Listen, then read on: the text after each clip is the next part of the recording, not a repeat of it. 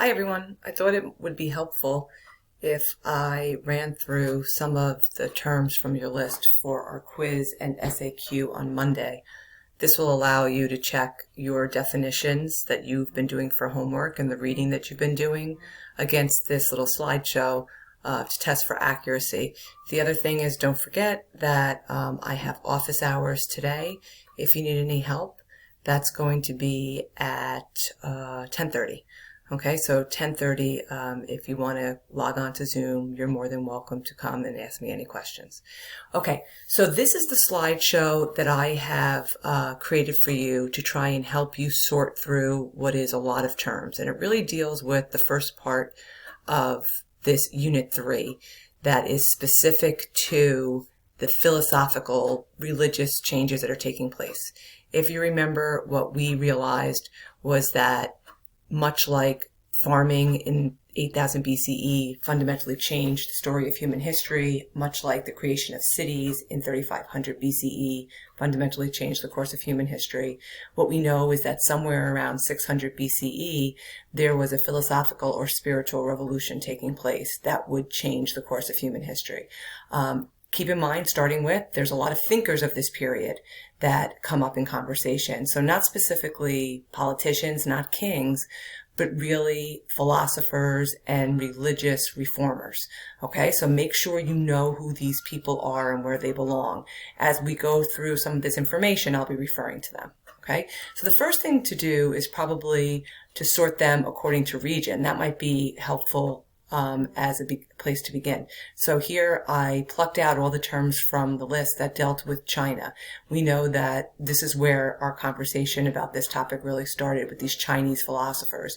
We know that the Zhou dynasty of the first wave had collapsed, and ultimately this warring states period, where all of these different competing groups were in competition, gave rise to these individuals who were searching for harmony in society and searching for a new way of life. Among them, most famous, Confucius, Han Feizi, and Lao Tzu. Each of them gave rise to a school of thought that would be really important in the coming years in China. So for Confucianism, right, so that would be, of course, the founder is Confucius, right? His major work or his major text is called the Analects. That's where many of his teachings were compiled. And we know that a lot of what he talked about was the way in which people relate to one another. And he focused on these 5 relationships: father to son, ruler to ruled, older brother to younger brother, husband to wife, friend to friend. And the idea was that there are definitely superiors and inferiors in all these relationships, and it's the job of the superior to set a good example, and it's the job of the inferior to follow that example. Now, what were some of the things that were expected of them? Right, filial piety. That is a term you absolutely should know. The Chinese name for that, qiao, right? So the filial piety was respect for your elders. Propriety, also referred to as li. Propriety is about conduct and living up to the expectations of civil society. A big part of that would have been seeking an education. Confucius very much emphasized the importance of education in developing this li, or this proper conduct.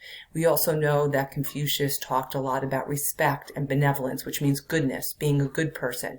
The term for that was ren. So all of these things collectively came together to be the heart, the doctrine of what is Confucianism.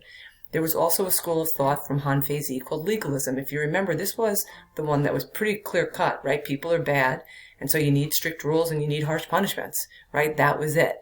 It had a very pessimistic view of society. And then, of course, the last one here is Taoism by Lao Tzu. He talked a lot about, remember, wanting to be like an infant, right? There was very much a spiritual component to this secular philosophy, far more than legalism and Confucianism. In this way, the idea was to follow the way, or wu wei. It means inaction, not going out to do anything specific, but to live life like nature happens, just according to going with the flow. If you remember, we described this. It's really hard to, as you can even see, I'm kind of stumbling over how I describe this to you. It's kind of a challenging idea. In this way, Taoism really does become a force that inspires arts and creativity. more so than it does like a government. Okay? All right, so let's go on to the other secular philosophers. The other secular philosophers were the Greek philosophers, Socrates, Plato, Aristotle. Really simple here, people. You don't need to know the differences between them. Of course, there was Plato's allegory of the cave, which I always like to refer to that because I think it captures the spirit here of breaking free from the chains and searching for new truths. But the big takeaway from the Greek philosophers, right? Remember this with, the death of Socrates and that image from the French Revolution from David, individualism and the spirit of inquiry, searching for the truth. Okay, that spirit of the Western world. Okay. Then we moved on to South Asia, right, where we talked a lot about Hinduism and Buddhism. And so notice the way I have it presented here, Hinduism and the Buddhist challenge, right? Because Hinduism was first. It was the first wave civilization. It got its origins in the Vedic age, named for the sacred texts that are compiled to represent the origins of Hinduism. They can be further broken down. Don't get scared off by these terms. Mahabharata, Ramayana, Bhagavad Gita. They're all just names of the texts that make up the collection of these Vedas. You don't need to know the specifics of them. Just recognize them as Indian texts. And for this reason, because Hinduism is so tied to the origins of the faith, it is an ethnic religion. And I'm noticing here that there's a typo, so let me change that. It is an ethnic religion. It's tied to their culture. What else is it tied to? It's tied to this idea that Brahmin priests were the knowledgeable ones about this faith early on. They put themselves in the top positions of society, and below them was a very strict ranking called caste. Okay, and so this Brahmin priest class group will continue to be really important. By the time we move into the classical age, it's really become clear that although there might be regional variations here, that it's probably best described as a henotheistic faith, where there's that one spirit above all things, they're called the Brahmin, that resides in the numerous gods that they might worship or individuals as they're living their lives. Okay, and the ultimate goal is to get in touch with this inner Brahmin, this inner spirit, by achieving moksha or union with those gods. Okay, Buddhism, on the other hand, right, was a religion that, like Hinduism, look at the terms below, believed in reincarnation, believed in the cycle of rebirth, believed in this internal godlike spirit or this internal soul, believed in the notion of having, obligations and duties which would reflect your karma and if you would be rewarded in the next life, such as following a policy of nonviolence, which was ahimsa, and prayer. The mudras was that, the extension of the hands in the prayer position. So these developments at the bottom here are very similar for both of these religions, but Buddhism, remember, at its core is much different. Its founder, Siddhartha Gautama, believed in something called the Four Noble Truths, right? And the Four Noble Truths was definitely something that, I'm sorry, I'm getting distracted here because I want to make sure that I'm seeing that I have a speaker. I'm going to pause this. Hold on one second, everybody. Okay, I'm hoping that this is recording because I'm noticing on my little menu at the bottom that the speaker is covered. I'm going to be very frustrated if this isn't recording. Okay, let me keep going. All right, so remember, for Buddhism, it's the Four Noble Truths believe that all life is suffering and that suffering is caused by desires. So the way that you end suffering is to end desires, and that's a hard thing to do. And so Siddhartha Gautama provides guidance through his eightfold path, right? If all of these things are followed, this becomes your dharma, and then you'll have good karma, and then you reach nirvana. So nirvana is the ultimate goal of Buddhism, the place where reincarnation ends, right? And this is accessible to all people. Unlike Hinduism, which was rooted in caste, Buddhism rejected caste, rejected the power of the Brahmin priests, who, by the way, were not happy about that, okay? In this way, Buddhism becomes this universalizing religion with a lot of appeal. Buddhism is interesting in that we really don't hear about or the discussion of gods. Although I will tell you, as a universalizing religion, when it spreads, it can change and it can adapt as it moves. And so sometimes you'll hear reference to the bodhisattva. So the bodhisattva are individuals who have achieved nirvana and who are very often prayed to for guidance. The best example or the best similarity I could give you there would be like Christian saints, right? Christian saints are not gods.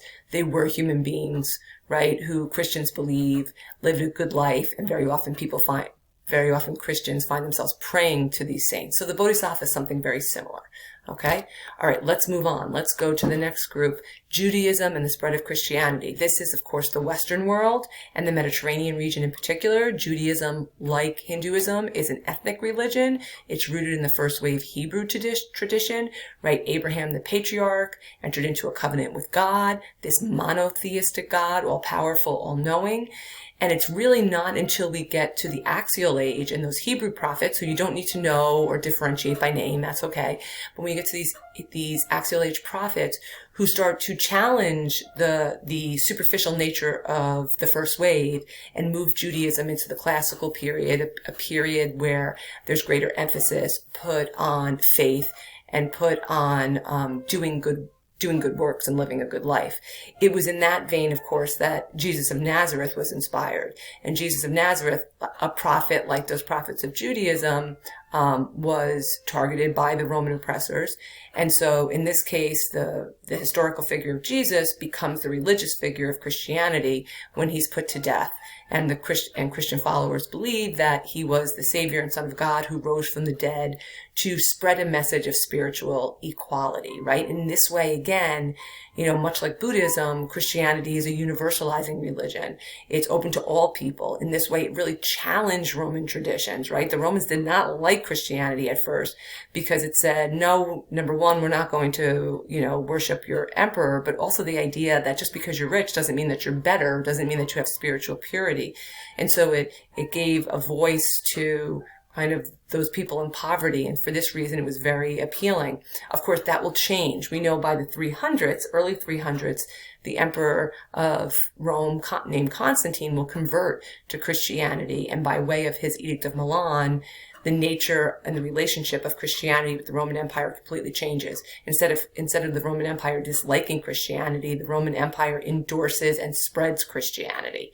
Okay? So as a final thought here, I'm trying to keep this brief, right? So it's useful for you. As a final thought, why did we start with beliefs here? Because these beliefs will have a political impact, right? So we see it with Constantine and Christianity in Rome.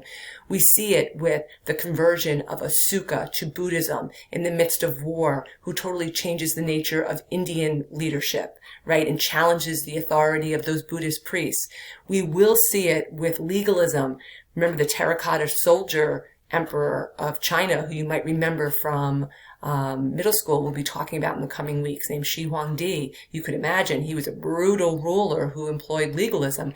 And then we'll also be talking later on about the other emperors like Wu Di, who would adopt Confucianism. So this is part of what you have to kind of look forward to after vacation, when we explore the impact of these beliefs a little bit more closely. Okay, hopefully that was helpful. All right.